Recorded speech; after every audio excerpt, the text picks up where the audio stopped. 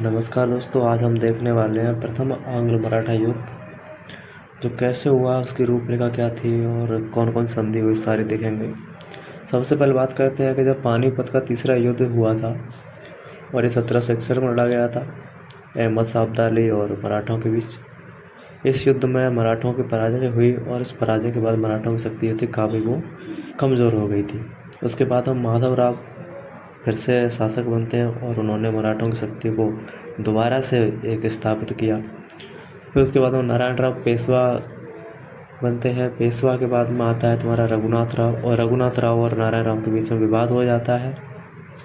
उसके बाद में नारायण राव का बेटा माधव नारायण राव, ये मराठा जो राज्य था उसका पेशवा बनता है। और फिर जो रघुनाथ राव था वो अंग्रेजों से मिल जाता है और सूरत की संधि करता है 1875 में।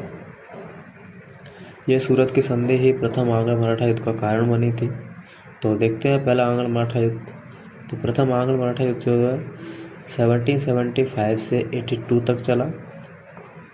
यह युद्ध जिस डेट को हुआ था वो डेट थी 18 मई, और जहाँ लड़ा गया था उस मैदान का नाम था आरस का मैदान।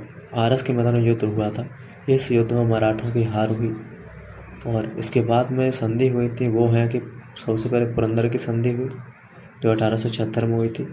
उसके बाद में बड़गांव की संधि 1799 में हुई थी। उसके बाद आती है तुम्हारी सालवाई की संधि और ये 1782 में हुई थी। इस संधि के साथ ही यह जो मराठा प्रथम आंग्ल मराठा युद्ध है ये समाप्त हो गया था। और उसके बाद में फिर बसीन की संधि होती है और बसीन की संधि के बाद 1802 में बसीन की संधि होती है। उसके बाद में द्वितीय आंग्ल मराठा युद्ध चालू हो जाता है।